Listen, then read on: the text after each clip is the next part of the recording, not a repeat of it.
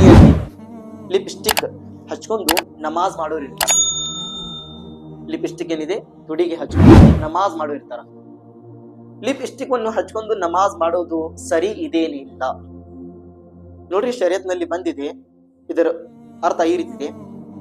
ಈಗ ನೋಡ್ರಿ, ನೀವು ಸ್ವಲ್ಪ ಶರೀಯತ್ನಲ್ಲಿ ವಸ್ತುಗಳು ನಾ ಜಾಯಿಜ್ ಅಂತ ಮಾಡಲಾಗಿದೆ, ಆ ರೀತಿ ಹಚ್ಕೋಬಾರ್ದು ಅಂತೂ ಸ್ವಲ್ಪ ಶರೀಯತ್ನಲ್ಲಿ ನಾ ಜಾಯಿಜ್ ಅಂತ ಹೇಳಲಾಗಿದೆ, ಹಚ್ಕೋಬಾರ್ದು ಅಂತಿದೆ. ಈಗ ಲಿಪ್ಸ್ಟಿಕ್ ಏನಿದೆ ಹಚ್ಕೊಂಡು ನಮಾಜ್ ಮಾಡೋದ್ರಿಂದ ಈಗ ಮುಖವನ್ನು ಕೆಟ್ಟವಾದ ಕಾಣ್ತೈತಿ, ಸೌಂದರ್ಯ ಆ ರೀತಿ ಚಲೋ ಕಾಣಂಗಿಲ್ಲ. ಅದಕ್ಕೆ ಕಾರಣ ಏನಾದ್ರೆ ಲಿಪ್ಸ್ಟಿಕ್ ಅನ್ನು ಹಚ್ಕೊಂಡು ನಮಾಜ್ ಮಾಡಿದ್ರೆ ನಮಾಜ್ ಆಗ್ತೈತಿ, ಆದ್ರೆ ಮಕ್ರು ಆಗ್ತೈತಿ. ಮಕ್ರು ಅಂದರೆ ನಾ ಪಸಂದ್, ಅಲ್ಲಾಹ್ ರಬ್ಬುಲ್ ಇಜ್ಜತ್ ಅಷ್ಟು ಇಷ್ಟಪಡೋದಿಲ್ಲ ನಮಾಜಿನಿಂದ.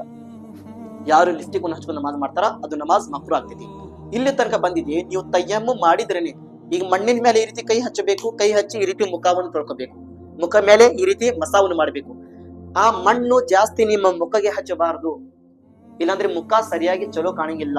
ಈಗ ತಯ್ಯಮ್ಮುಮಿನ ಇಲ್ಲೇ ತನಕ ಹುಕ್ಮ ಬಂದಿದೆ ಅಂದರೆ ಈಗ ಲಿಪ್ಸ್ಟಿಕ್ ಹಚ್ಕೊಂಡು ಅಲ್ಲಾಹನ ಬಾರ್ಮಿಗೆ ಹೇಗೆ ನಮ್ಮ ನಿದ್ರೋಗೆ ಮನನ ಸಾಗುತ್ತದೆ. ಅದಕ್ಕೆ ಯಾರಾದ್ರೂ ಹೆಣ್ಮಕ್ಕಳು ಈ ರೀತಿ ಲಿಪ್ಸ್ಟಿಕ್ ಅನ್ನು ಹಚ್ಕೊಂಡು ನಮಾಜ್ ಮಾಡಕ್ ಕುಂತಿದ್ರೆ ಅಂದ್ರೆ ಇದರಿಂದ ದೂರ ಆಗೋ ಪ್ರಯತ್ನ ಮಾಡಬೇಕು. ಹಂಗೇನಾದ್ರೂ ಲಿಪ್ಸ್ಟಿಕ್ ಹಚ್ಕೊಂಡು ನಮಾಜ್ ಮಾಡಿದ್ರೆ ಆ ನಮಾಜ್ ಮಕ್ರು ಆಗ್ತೈತಿ, ನಾ ಪಸಂದ್ ಅಂತ ಹೇಳಿದ್ದಾರೆ, ಮಕ್ರು ಆಗ್ತೈತಿ. ಇದು ಮೊದಲೇ ಪ್ರಶ್ನೆ. ಎರಡನೇದು, ಈಗ ಬಹಳಷ್ಟು ಜನರು ನೋಡ್ರಿ ಉಂಗ್ರವನ್ನು ಹಾಕೊಂತಾರ, ಬರಳಲ್ಲಿ ಉಂಗ್ರ, ಹೆಣ್ಮಗಳಾಗ್ಲಿ ಪುರುಷರಾಗ್ಲಿ. ಈಗ ಉಂಗ್ರವನ್ನು ಹಾಕೊಂಡು ಈಗ ವಜು ಮಾಡೋದೇನಿದೆ ನಮ್ಮ ಮೇಲೆ ಕೈ ತೊಳೆದು ಫರ್ಜ್ ಇದೆ ಇಲ್ಲೇ ತನಕ.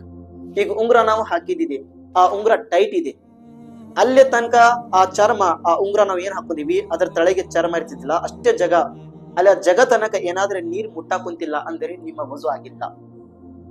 ಆ ಜಗ ತನಕ ನೀವು ನೀರ್ ಮುಟ್ಟಿಸ್ಲೇಬೇಕು, ನಿಮ್ಮ ಮೇಲೆ ಫರ್ಜ್ ಇದೆ. ನೀವು ಏನಾದ್ರೆ ಅಷ್ಟೇ ಜಗ ಒಣಗಿದಿದೆ, ಯಾಕೆಂದ್ರೆ ಉಂಗ್ರ ಇತ್ತು, ಟೈಟ್ ಇತ್ತು, ನೀರಿನ ಹೋಗಕ್ ಕುಂತಿಲ್ಲ, ಅಡಿಗೆಳಕ್ ಕುಂತಿಲ್ಲ, ಉಂಗ್ರ ಆ ರೀತಿ ಟೈಟ್ ಆಗಿದೆ, ಈಗ ಅದರ ಮೇಲೆ ವಜು ಮಾಡಕ್ ಕುಂತಿದಾರ, ಹಂಗಾದ್ರೆ ನಿಮ್ಮ ವಜುನೇ ಆಗಿಲ್ಲ, ನಿಮ್ಮ ನಮಾಜ್ ಮಾಡಿದ್ರೆ ನಮಾಜಿನ ಆಗಿಲ್ಲ. ಅದಕ್ಕೆ ಶರೀಯತ್ನಲ್ಲಿ ಹುಕ್ಮ ಏನಿದೆ, ಉಂಗ್ರವನ್ನು ತೆಗಿಬೇಕು, ಆಮೇಲೆ ವಜುವನ್ನು ಮಾಡೋದ್ ಪ್ರಯತ್ನ ಮಾಡಬೇಕು.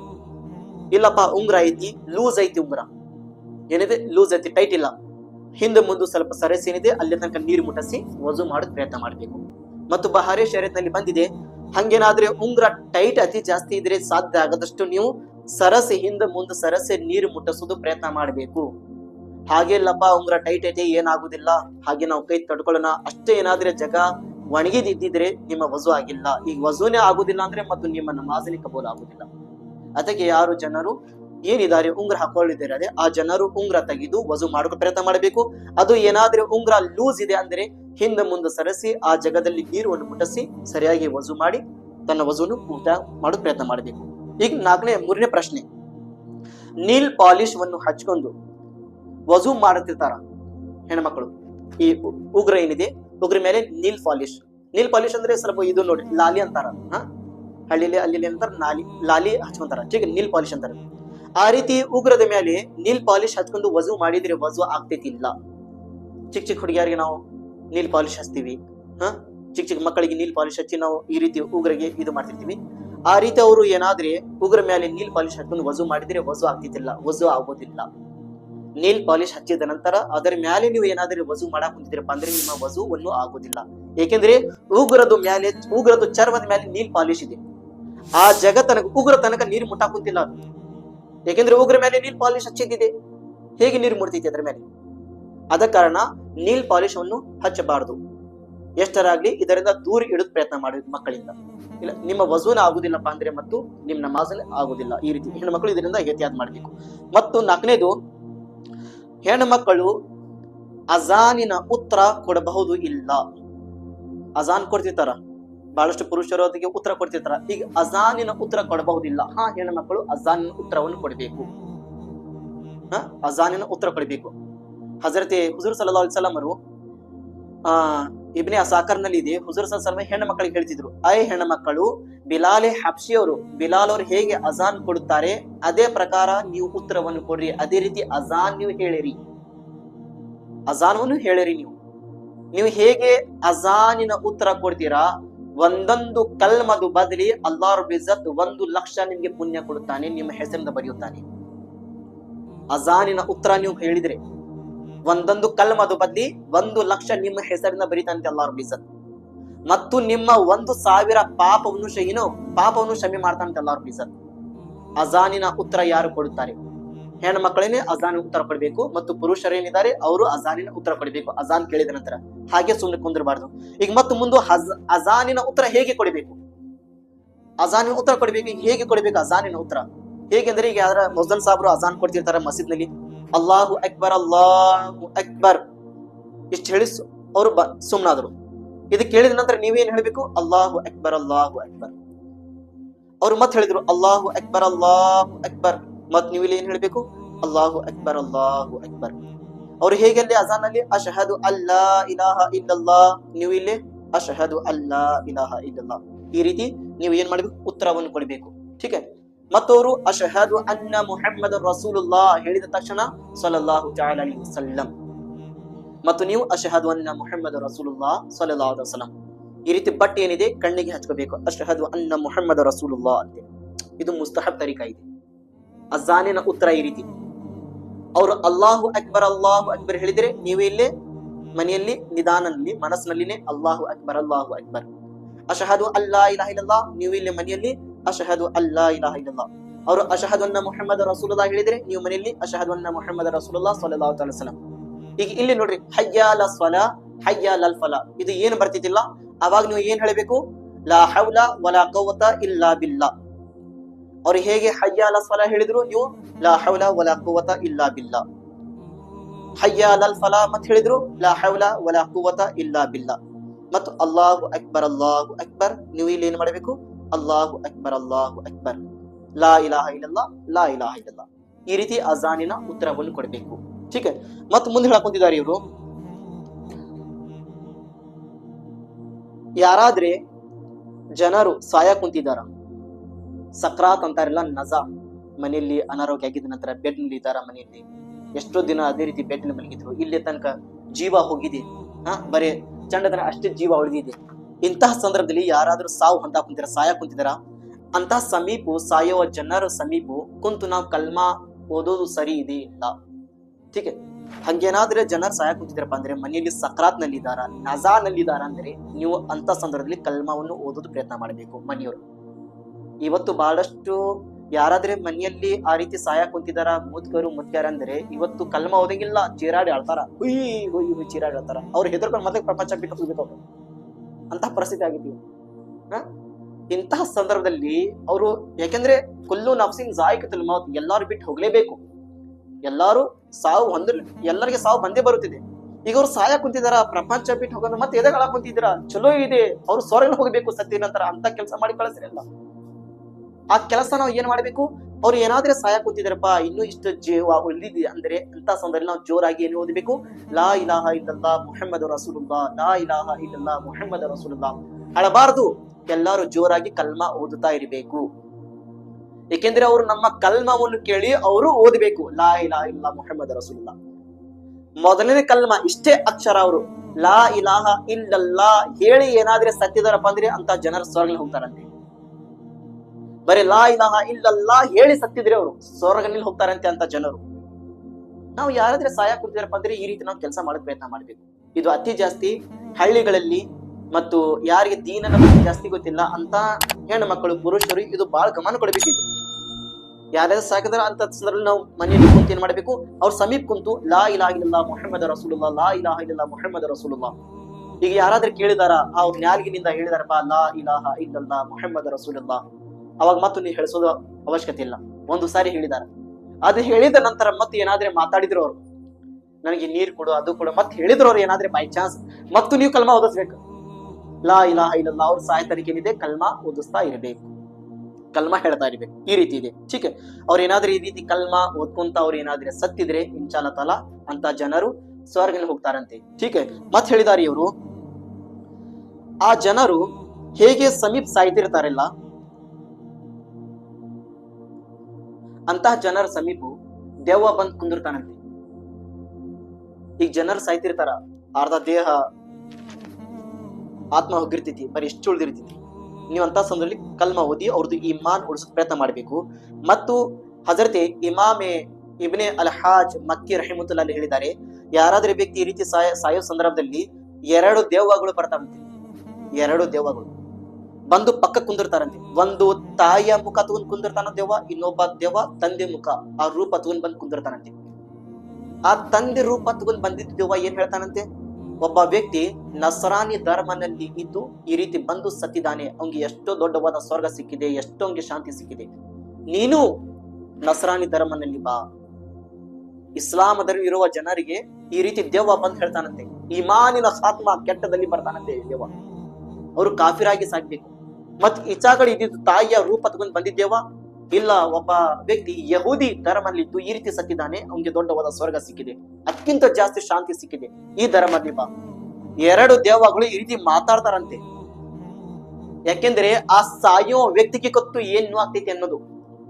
ಇಡೀ ಎಲಬನಿಂದ ಆತ್ಮ ತೆಗ್ಯಾಕ ಕುಂತಿರ್ತಾ ಇರ್ತಾರ ಫರಿಷ್ಠಗಳು, ಅದು ಎಷ್ಟು ನೋವು ಆಗ್ತೈತಿ ಅವ್ರ ಸಾಯೋರ್ಗೆ ಜನರಿಗೆ ಗೊತ್ತು ಏನಾಗುತ್ತಿದೆ ಅನ್ನೋದು. ಅವ್ರಿಗೆ ಏನು ಹೇಳಕ ಶಕ್ತಿ ಇರಂಗಿಲ್ಲ. ಇಂತಹ ಸಂದರ್ಭದಲ್ಲಿ ನಾವು ಅವ್ರದ್ದು ಈಮಾನವನ್ನು ನಾವು ಎಷ್ಟರವರೆಗೂ ಈಮಾನ್ ನಾವು ಉಳಿಸೋ ಪ್ರಯತ್ನ ಮಾಡ್ಬೇಕು. ಅವ್ರು ಕಳ್ಕೊಂಡು ಪ್ರಪಂಚ ಬಿಟ್ಟು ಹೋಗ್ಬಾರ್ದು. ಯಾರಾದ್ರೆ ಈ ರೀತಿ ಜನರು ಸಹಾಯ ಕುಂತಾರೆ ಅಂದ್ರೆ ಮೊದಲೇ ನಾವು ಕಲ್ಮಾ ಓದಿಸ್ಬೇಕು, ಲಾ ಇಲಾಹ ಇಲ್ಲಲ್ಲಾಹ್ ಮುಹಮ್ಮದ್ ರಸೂಲುಲ್ಲಾಹ್, ಲಾ ಇಲಾಹ ಇಲ್ಲಲ್ಲಾಹ್ ಮುಹಮ್ಮದ್ ರಸೂಲುಲ್ಲಾಹ್. ನೀವು ಏನಾದ್ರೆ ಕಲ್ಮಾ ಓದಿಲ್ಲಪ್ಪ, ಆ ವ್ಯಕ್ತಿ ಏನಾದ್ರೆ ದೇವನಗಳಿಗೆ ನೋಡಿ ಅದರ ಮಾತಿನ ಮೇಲೆ ಪಾಲನೆ ಮಾಡಿ, ಏನಾದ್ರೆ ಇಲ್ಲಪ್ಪ ನನಗೆ ಈ ರೀತಿ ನೋವಾಗುತ್ತಿದೆ, ಆ ದೇವನ ಮಾತು ಕೇಳಿ ನನ್ನ ತಾಯಿಯ ಮುಖ ತಗೊಂಡ್ ಬಂದಿದ್ದಾನ, ನನ್ನ ತಾಯಿ ತಂದೆರೆ ಹೇಳಾಕುತ್ತೀರಿ ಬಂದು ತಿಳ್ಕೊಂಡು ಏನ್ ಮಾಡ್ತಾನ, ಆ ರೀತಿ ಒಪ್ಕೊಂಡಿದ್ರೆ ಆಯ್ತು. ಆ ವ್ಯಕ್ತಿ ಸತ್ತಿದಾನ, ಯಾವ ಧರ್ಮನಿಂದ ಸತ್ತಿದಾನ ಅಂತ ಹೇಳಕ್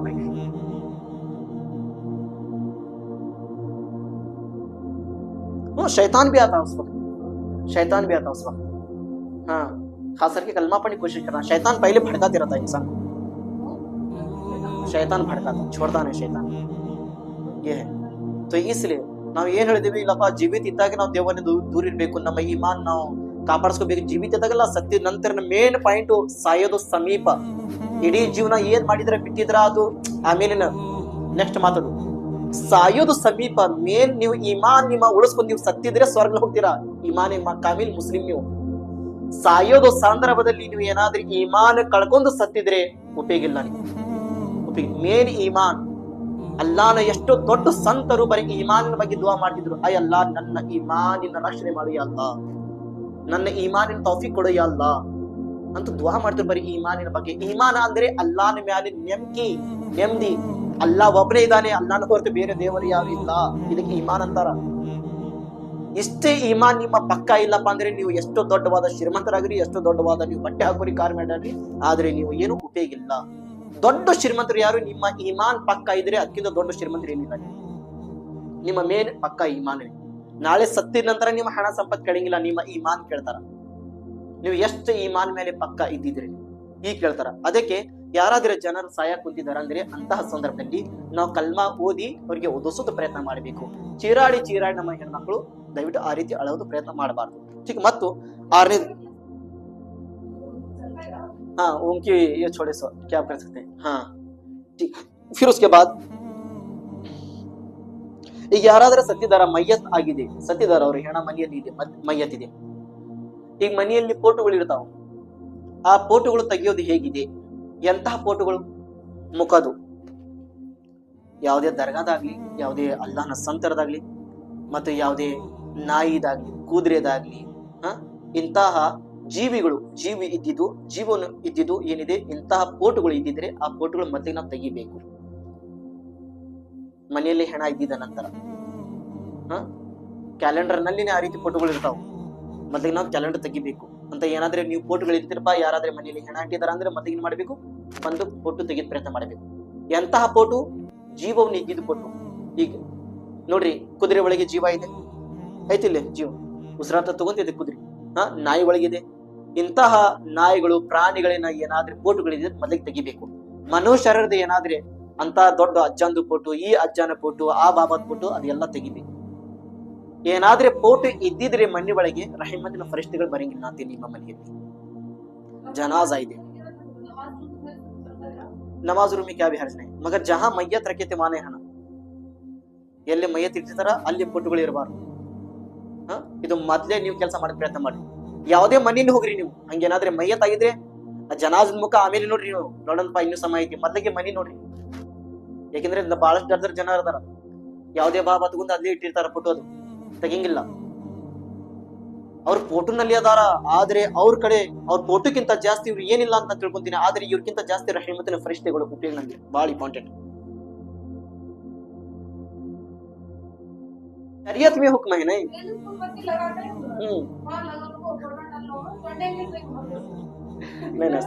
ಇದು ನಮ್ಮ ಶರೀಯತ್ ನೋಡ್ರಿ. ಫೋಟೋ ಇಟ್ಕೊರಿ ನೀವು, ಅದು ಬೈ ಚಾನ್ಸ್ ಬ್ಯಾರೆ ಮಾತದು, ठीक है. ಆದ್ರೆ ಜನಾಜ್ ಆಗಿದ ನಂತರ ಇದು ಎಲ್ಲ ವಸ್ತುಗಳನ್ನ ದೂರ ಹಾಕ್ತಾರೆ. ಇದು ಎಲ್ಲ ವಸ್ತುಗಳು ತೆಗಿಬೇಕು ಜನಾಜ್ ಆಗ್ಬಿಡ್ತೀವಿ, ठीक है. ಈ ರೀತಿ ಹೇಳಿದ್ದಾರೆ ಇದು. ಮತ್ತು ಮುಂದೆ ಹೇಳ್ತಾರೆ ಅದು, ಈಗ ಯಾರಾದ್ರೆ ನಜಾ ಅಂದ್ರೆ ಸಕ್ರಾತ್ ಸಾಯೋ ಸಂದರ್ಭದಲ್ಲಿ ಎಂತಹ ಜನರಿರ್ಬೇಕು, ಅವ್ರ ಸಮೀಪ ಎಂತಹ ಜನರಿರ್ಬೇಕು. ಈಗ ಇರ್ತಾರ ಸ್ವಲ್ಪ ಜನರು, ಅವ್ರು ಸಾಯ ಕುಂತಿದಾರ, ನೀರ್ ಹಾಕಿದಾರ, ಇಲ್ಲೇ ಪಕ್ಕ ಕುಂತ, ಇಲ್ಲಮ್ಮ ನಾನು ತಂಗಿಲ್ಲ ರೊಕ್ಕ ಕಟ್ಟಬೇಕು, ಇಲ್ಲಮ್ಮ ನಾನಲ್ಲಿ ನನ್ನ ಗಂಡನಿಗೆ ಶೆಂಟ್ರಿಂಗ್ ಕೆಲಸ ಕಳಿಸ್ಬೇಕು. ಅವ್ರು ಸಾಯ್ತಿರ್ತಾರ. ಇಲ್ಲಿ ನೋಡಿದ್ರೆ ಇವ್ರಿಗೆ ಇದು ಚಿಂತಿರ್ತೀನಿ ಸ್ವಲ್ಪ ಹೆಣ್ಮಕ್ಳಿಗೆ.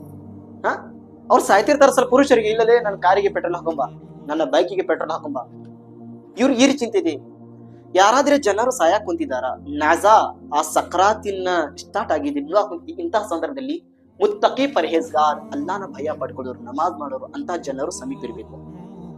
ಅಂತಹ ಜನರು ಆ ನಜಾ ಸಾವಿನ ಸಮೀಪ ಆ ಜನರು ಸಮೀಪ ಇರ್ಬೇಕು. ಮತ್ ಇದ್ದಿದ ನಂತರ ಪ್ರಪಂಚದ ಯಾವುದೇ ತರಹದು ಮಾತಾಡಬಾರ್ದು. ಬೈ ಚಾನ್ಸ್ ಬ್ಯಾರೆ ಇದಾರಪ್ಪ, ಅಂತಹ ಜನರಂಗೆ ಕುಡಿಲ್ಲ, ಅಂತ ಜನರಂಗೆ ಸಿಕ್ಕಿಲ್ಲ, ಪರ್ಹೇಜ್ಗಾರ್ ಮುತ್ತಕಿ ಜನರ್ ಸಿಕ್ಕಿಲ್ಲ. ಈಗ ಬೈ ಚಾನ್ಸ್ ಅದಾರ ಯಾರಾದ್ರೂ ಒಬ್ರ ಒಂದು ಟೈಮ್ 2 ಟೈಮ್ ನಮಾಜ್ ಮಾಡೋರು ಅದಾರ, ಯಾರಾದ್ರೂ ಇದ್ದೇ ಇರ್ತಾರ ಮನೆಯೊಳಗೆ, ಸ್ವಲ್ಪ ಭಯ ಪಡ್ಕೊಳ್ಳೋರು ಇದ್ದಿರ, ಇದಕ್ಕೆ ತಕ್ವ ಹೇಳುದು ಸಾಕು. ಇಂಥ ಜನರು ಒಬ್ಬರೇ ಇದ್ದಿರ್ತಾರ. ಬೈ ಚಾನ್ಸ್ ನೀವು ಯಾರಾದ್ರೂ ಸಾಯ ಕುಂತಿದಾರಪ್ಪ ಅಂತ ಸಂದ್ರೆ ನೀವು ಮೌಜೂದ್ ಅಲ್ಲಿ ಅದೀರಿಪ್ಪ ಅಂದ್ರೆ ನೀವು ಪ್ರಪಂಚದ ಯಾವುದೇ ತರಹ ಮಾತಾಡಬಾರ್ದು. ಏಕೆಂದ್ರೆ ರಹಮತಿನ ಫರಿಷ್ಠೆಗಳು ಏನ್ ಬರ್ತಾರಲ್ಲ, ನಿಮ್ಮ ಮಾತಿನ ಮೇಲೆ ಆಮೀನ್ ಅಂತ ಹೇಳ್ತಾರಂತೆ, ಆಮೀನ್ ಅಂತ ಹೇಳ್ತಾರಂತೆ. ಅಲ್ಲಿ ಹೋಗಿದ ನಂತರ ನಾವು ಅವ್ರದ್ದು ಕೆಟ್ಟವಾದ ವಿಚಾರಣೆ ಮಾಡಿ ಅದು ಮಾತಾಡಬಾರ್ದು. ನೋಡ ಅವ್ನು ಸಾಯ ಕೂತಿದ್ದಾನ, ಎಷ್ಟು ಹಾರಾಡ್ತಿದ್ದ, ಎಷ್ಟು ಹಂಗ್ ಮಾಡ್ತಿದ್ದ, ಹಿಂಗ್ ಮಾಡ್ತಿದ್ದ, ಅಲ್ಲಿ ಫರಿಷ್ಠೆಗಳು ಆಮೀನ್ ಆಮೀನ್ ಕಬೂಲ್ ಮಾಡಿ ಅಲ್ಲ ಇವ್ರು ಹೇಳತ್ತಾರ ಕಬೂಲ್, ಈ ರೀತಿ ಹೇಳ್ಬಾರ್ದು. ಏನ್ ಹೇಳ್ಬೇಕು ಅಂತ ಸಂದರ್ಭ, ಅಲ್ಲ ಈ ವ್ಯಕ್ತಿಗೆ ಸಾವಿನಲ್ಲಿ ಅಲ್ಲ ಸುಖ ಕೊಡಿ ಅಲ್ಲ, ನೋವನ್ನು ದೂರ ಮಾಡಿ ಅಲ್ಲ, ಸ್ವರ್ಗ ಕೊಡಿ ಅಲ್ಲ, ಎಲ್ಲ ಪಾಪ ಕ್ಷಮ ಮಾಡಿ ಅಲ್ಲ, ಅಲ್ಲ ನಿನ್ನ ನೆರಳಿನಲ್ಲಿ ಜಗ್ಗೆ ಕೊಡಿ ಅಲ್ಲ, ಸಮಾಧಿ ಒಳಗೆ ಕಬ್ರಿನಲ್ಲಿ ಅಲ್ಲ, ಸ್ವರ್ಗದ ಬೆಳೆ ಕೊಡಿ ಅಲ್ಲ. ಈ ದುವಾ ಮಾಡ್ತಾ ಇರ್ಬೇಕು ನಾವು ಅಂತ ಜಗದಲ್ಲಿ. ಅವ್ರು ಸಾಯ ಕುಂತಾರ, ಅಲ್ಲಿ ಕುಂತು ಮನಸ್ಸಿನ ದುವಾ ಮಾಡ್ತಾ ಇರ್ಬೇಕು. ಆದ್ರೆ ಪ್ರಪಂಚದ ಯಾವುದೇ ತರಹದ ಮಾತಾಡಬಾರ್ದು. ಮುಂದೆ ಕುಂತು ನೀವು ಏನ್ ಮಾತಾಡ್ತೀರೋ ಅದ್ರ ಮೇಲೆ ಫರಿಷ್ಠೆಗಳು ಏನ್ ಹೇಳ್ತಾರ, ಆಮೀನ್ ಆಮೀನ್ ಅಂತ ಹೇಳ್ತಾರ. ಇದು 8ನೇ ಪ್ರಶ್ನೆ ಇತ್ತು. ಈಗ 9ನೇ ಪ್ರಶ್ನೆ ನೋಡ್ರಿ. 10ನೇ ಪ್ರಶ್ನೆ, ಹೆಣ್ಣು ಮಕ್ಕಳಿಗೆ ವಾಸನೆ ಖುಷ್ಬು ಹಚ್ಕೊಳ್ಳೋದು ಎಲ್ಲಿ ತನಕ ಅನುಮತಿ ಇದೆ? ಅತ್ತರ ಹಚ್ಕೊಂತಾರಿಲ್ಲ ಹೆಣ್ಣು ಮಕ್ಕಳು, ಸ್ವಲ್ಪ ಪರ್ಫ್ಯೂಮ್ ಹಚ್ಕೊಂತಾರ, ಈ ರೀತಿ ವಾಸನೆ ಬರ್ಬೇಕಂತೆ. ಅವ್ರಿಗೆ ಎಲ್ಲಿ ತನಕ ಅನುಮತಿ ಇದೆ, ಹೇಗೆ ಅವ್ರು ಹಚ್ಕೋಬೇಕು ನೋಡ್ರಿ. ಹುಜೂರ್ ಸಲ್ಲಲ್ಲಾಹು ಅಲೈಹಿ ವಸಲ್ಲಂ ಹೇಳಿದ್ರು, ಯಾರಾದ್ರೆ ಹೆಣ್ಣು ಮಗಳು ಅತ್ತರ್ ಸೆಂಟ್ ಪರ್ಫ್ಯೂಮ್ ಹಚ್ಕೊಂಡು ಹೋಗಕ್ ಕುಂತಿದ್ದಾಳ, ಅದರದ್ದು ವಾಸನೆ ಗೈರ್ ಮೆಹರಂ ಪುರುಷರ ತನಕ ಮುಟ್ಟಾಕ್ ಕುಂತಿದೆ, ಅಂತ ಹೆಣ್ಣು ಮಗಳು ಜಾನಿ ಅದಾಳ, ವ್ಯಾಭಿಚಾರಿ. ಅಂತ ಹೆಣ್ಮಗಳು ಏನಿದಾಳ, ವ್ಯಾಭಿಚಾರಿ ಜಾನಿ. ವಾಸನೆ ಹಚ್ಕೋಬೇಕು ಅತ್ತರ್. ಅದು ಎಲ್ಲಿ ತನಕ? ನೀವು ಮನೆಯಲ್ಲಿ ಇರ್ತೀರಾ, ನಿಮ್ಮ ಗಂಡನಿಗಾಗಿ ಹಚ್ಕೋರಿ, ನಿಮ್ಮ ತಂದೆಗಾಗಿ, ತಾಯಿಗಾಗಿ, ಮಕ್ಕಳಿಗಾಗಿ, ಮನೆಯಲ್ಲಿ ಅಷ್ಟೇ ಅದು ವಾಸನೆ ಇರಬೇಕು. ಹೊರಗಡೆ ಹೋಗಿದ ನಂತರ ಗೈರ್ ಮೆಹರಂ, ಬ್ಯಾರಿಯರ್, ನಮ್ಗೆ ಸಂಬಂಧ ಇಲ್ಲ, ನಮ್ಗೆ ಕನೆಕ್ಷನ್ ಇಲ್ಲಪ್ಪ ಅವರು ಅಂತ ಜನರ ತನಕ ಈ ಹೆಣ್ಣು ಮಗಳಿನ ವಾಸನೆ, ದೇಹದಲ್ಲಿ ಹಚ್ಕೊಂಡಿದ್ದ ವಾಸನೆ ಅಲ್ಲೇ ತನಕ ಹೋಗಕ್ ಕೂತಿದೆ ಅಂದ್ರೆ ನಿಮ್ಗೆ ಅನುಮತಿ ಇಲ್ಲ ಆ ರೀತಿ ಹಚ್ಕೊಂಡು ಹೋಗೋದು. ಬೈ ಚಾನ್ಸ್ ನೀವು ಏನಾದ್ರೂ ಹಚ್ಕೊಂಡು ಹೋಗಿದ್ದೀರಪ್ಪ ಅಂದ್ರೆ, ಯಾರಾದ್ರೂ ಹೆಣ್ಣು ಮಕ್ಕಳು ಹಚ್ಕೊಂಡು ಹೋಗಿದಾರ ಅಂದ್ರೆ ಅಂತ ಹೆಣ್ಣು ಮಗಳು ಜಾನಿ ಅದಾಳ, ವ್ಯಾಭಿಚಾರಿ. ಈ ರೀತಿ ಹೇಳಿದ್ದಾರೆ ಹುಜೂರ್ ಸಲ್ಲಲ್ಲಾಹು ಅಲೈಹಿ ವಸಲ್ಲಂ. ಅದಕ್ಕೆ ನಮ್ಮ ಹೆಣ್ಣು ಮಗಳು ಇಂತಹ ಅತ್ತರಿಂದ ಪರ್ಹೇಜ್ ಮಾಡಬೇಕು, ದೂರ ಆಗ ಪ್ರಯತ್ನ ಮಾಡಬೇಕು. ಹಚ್ಚಿದ್ರೇನೆ ಅವ್ರಿಗೆ ಅಷ್ಟೇ ವಾಸನೆ ಬರಬೇಕು, ಬ್ಯಾರೆ ಗೈರ ಕಡ ತನಕ ಅದು ವಾಸನೆಯನ್ನು ಹೋಗಬಾರ್ದು ಹೆಣ್ಣು ಮಗಳು. ಈ ರೀತಿ ಹೇಳಿದ್ದಾರೆ. ಈಗ 11ನೇ ಪ್ರಶ್ನೆ ಏನಿದೆ, ಈಗ ಹೆಣ್ಣು ಮಗಳಿನ ಈಗ ನೋಡ್ರಿ, ಬಹಳಷ್ಟು ಹೆಣ್ಣು ಮಗಳು ಯಾರಾದ್ರೆ ಪರ್ದಾ ಮಾಡಕ್ ಹೋಗಿದಾರ, ಬುರ್ಕಾ ಅಂತಾರಿಲ್ಲ,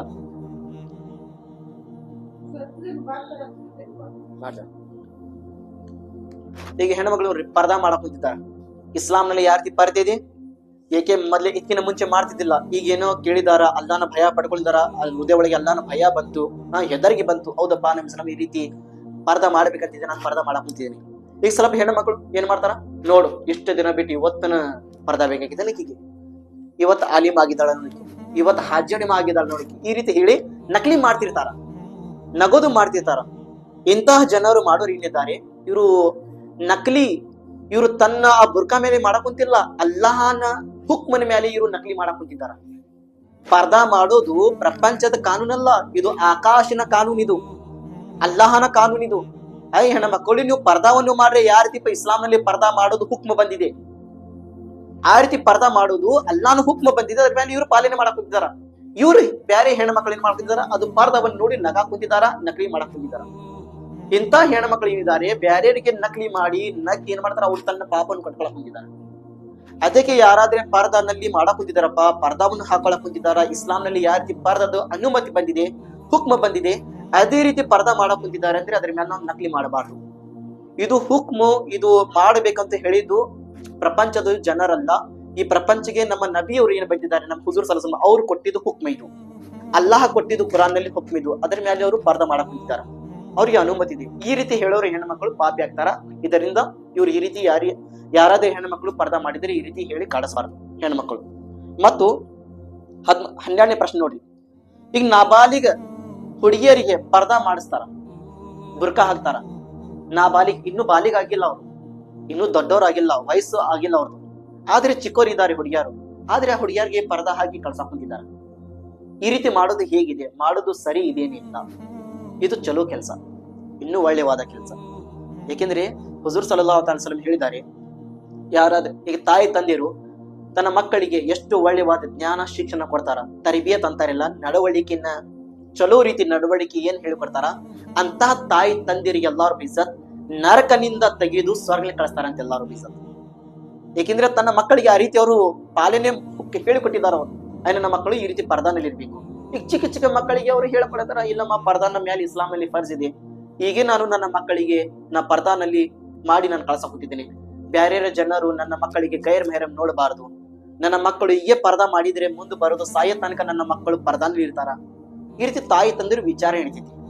ಮಕ್ಕಳಿಗೆ ಇನ್ನೂ ಅವರು ಪರ್ದಾನಲ್ಲಿ ಮಾಡಿ ಕಳ್ಸಕ್ತಿದ್ದಾರೆ ಅಂದ್ರೆ ಅವರು ಪುಣ್ಯದ ಕೆಲಸ ಮಾಡಕೊಳಕ್ ಕುಂತಿದ್ದಾರೆ. ಹುಜೂರಿನ ಹದೀಸ್ ಏನಿದೆ, ಅಂತಹ ತಾಯಿ ತಂದೆಯರು ನರಕಲ್ಲಿ ಹೋಗೋದಕ್ಕಿಂತ ಜಾಸ್ತಿ ಸ್ವರ್ಗದಲ್ಲಿ ಹೋಗುತ್ತಾರೆ ಅಂತ ಹದೀಸ್ ಮುಬಾರಕನಲ್ಲಿ ಬಂದಿದೆ. ಮತ್ತು ಲಾಸ್ಟ್ ಕ್ವಶನ್ ಇದೆ,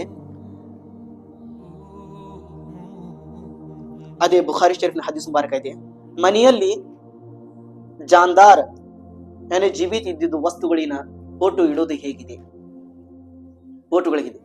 ಈಗ ನಮ್ಮ ಅದಕ್ಕೆ ಇಲ್ಲಿ ಬಂದ ಪ್ರಶ್ನೆಗೆ, ನಾವು ಯಾವುದೇ ದರ್ಗಾ ಆಗ್ಲಿ ಹೀಗೆ ಮತ್ತು ಯಾವುದೇ ಪ್ರಾಣಿ ಪಕ್ಷಿಗಳಿನ ಫೋಟೋಗಳಾಗ್ಲಿ ಅಂತ ಫೋಟೋಗಳನ್ನು ಮನೆಯಲ್ಲಿ ಇಡಬಾರ್ದು.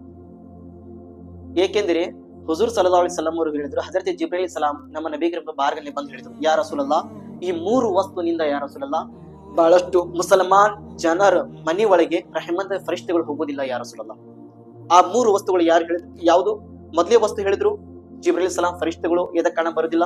ಮೊದಲೇ ವಸ್ತು ಫರಿಷ್ಠಗಳು ಹೇಳಿದ್ರು ಫೋಟೋಗಳಿಂದ, ಜಾನ್ದಾರ್ ಫೋಟೋಗಳು, ನಾಯಿದು, ಬೆಕ್ಕದು ಮತ್ತು ಕುದುರೆದು ಅಂತ ಇಂತ ನಾವು ಫೋಟೋ, ಇಲ್ಲಪ್ಪ ಇದು ಆಣಿದು ಫೋಟೋ ಇದೆ ನಮ್ಮ ಮನೆಯಲ್ಲಿ, ಈ ರೀತಿ ನಾವು ಫೋಟೋ ಹಚ್ಚೋಣ. ಇಂಥ ಫೋಟೋಗಳು ಇದ್ದಿದ್ರೆ ರಹಮತಿನ ಫರಿಷ್ಠಗಳೇ ನಿಮ್ಮ ಮನೆಯಲ್ಲಿ ಬರೋದಿಲ್ಲ. ಮತ್ತು ಎರಡನೇದು, ಎದರಿಂದ ರಹಮತಿನ ಫರಿಷ್ಠಗಳು ನಿಮ್ಮ ಮನೆಯಲ್ಲಿ ಬರೋದಿಲ್ಲ, ಈ ನಾಪಾಕ್ ಇದ್ದರೆ, ಜುನುಬ್ ನಾಪಾಕ್, ಯಾರು ಮನೆಯಲ್ಲಿ ನಾಪಾಕ್ ಇರ್ತಾರ ಅಂತ ಮನೆ ಒಳಗೆ ರಹಮತಿನ ಫರಿಷ್ಠಗಳು ಬರೋದಿಲ್ಲ. ನಾನು ಹೋದ ಸಾರಿ ಹೇಳಿದ್ದ ದರ್ಶಕರಲ್ಲಿ, ಎಷ್ಟರಾಗ್ಲಿ ನಮ್ಮ ಪುರುಷರಾಗ್ಲಿ ಹೆಣ್ಣು ಮಕ್ಕಳಾಗ್ಲಿ ಅವರು ಮನೆಯಲ್ಲಿ ಪಾಕ್ ಇರೋದು ಪ್ರಯತ್ನ ಮಾಡಬೇಕು. ನೀವು ವಜು ಇಲ್ಲ ಅಂದ್ರೆ ಅಷ್ಟೇ ಪಾಕ್ ಇರೋದು ಪ್ರಯತ್ನ ಮಾಡಿ.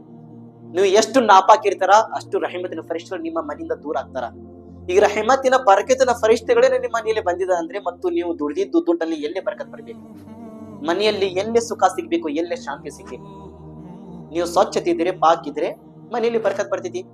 ಇದು ರಹಮತಿನ ಫರಿಷ್ಠಗಳಿನ ಮಾತು. ಎಕ್ಸಾಂಪಲ್, ಸಣ್ಣವಾದ ಎಕ್ಸಾಂಪಲ್ ಇಲ್ಲಿ ತಗೋರಿ ನೀವು. ಇದು ನಮ್ಮ ಕೈ, ಊಟ ಮಾಡೋದು ಕೈ. ಈ ಕೈಯಲ್ಲಿ ನಾವು ರಾಡಿ ಹಚ್ಕೊಂಡು ಊಟ ಮಾಡಿದ್ರೆ ಹೊಟ್ಟೆ ನಮ್ಮ ಚಲೋ ಇರ್ತೈತಿ? ಇರೋದಿಲ್ಲ. ಏಕೆಂದ್ರೆ ಕೈನ ಕೆಟ್ಟದಿದೆ, ಕೈನ ನಾಪಾಕಿದೆ. ಈ ಕೈ ನಾಪಾಕಿದ್ರೆ ಅದೇ ರಾಡಿ ಹೊಟ್ಟೆ ಒಳಗೆ ಹೋಗಿ ಹೊಟ್ಟಿನೂ ಸ್ಟಾರ್ಟ್ ಆಯ್ತು, ರೋಗ ಸ್ಟಾರ್ಟ್ ಆದಲ್ಲಿ ಇದಕ್ಕನ್ನೇ ತಡ್ಕೊಳಕ್ ಶಕ್ತಿ ಇಲ್ಲ ಅಂದ್ರೆ ಮತ್ತು ರಹಮತಿನ ಫರಿಷ್ಠಗಳು ನಾಪಾಕ್ ಮನೆಯಲ್ಲಿ ಹೇಗೆ ಬರಬಹುದು? ಅದಕ್ಕೆ ನಮ್ಮ ಮುಸಲ್ಮಾನ್ ಜನ ತಿಳ್ಕೊಬೇಕು, ಮನೆಯಲ್ಲಿ ಎಷ್ಟರಾಗ್ಲಿ ಪಾಕ್ ಇರೋದು ಪ್ರಯತ್ನ ಪಡಿ. ಇದು ಎರಡನೇ ವಸ್ತು.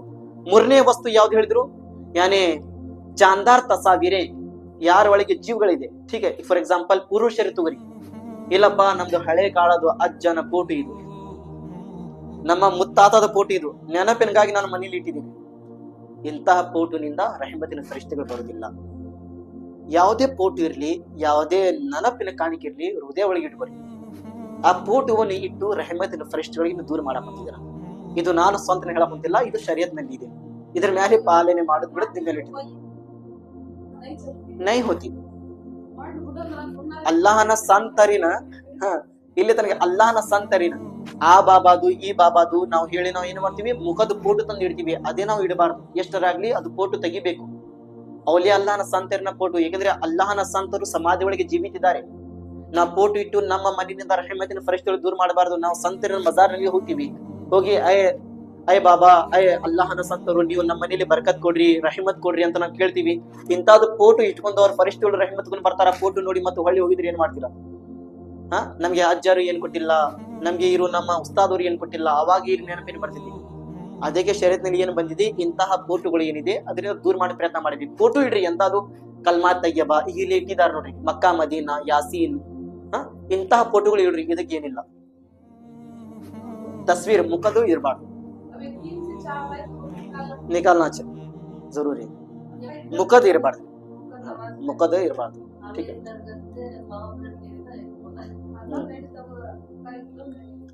ಅದಕ್ಕೇನ್ ಮಾಡ್ವಿ, ಎಲ್ಲರ ಬಾವಿಗೆ ಬೀದರೆ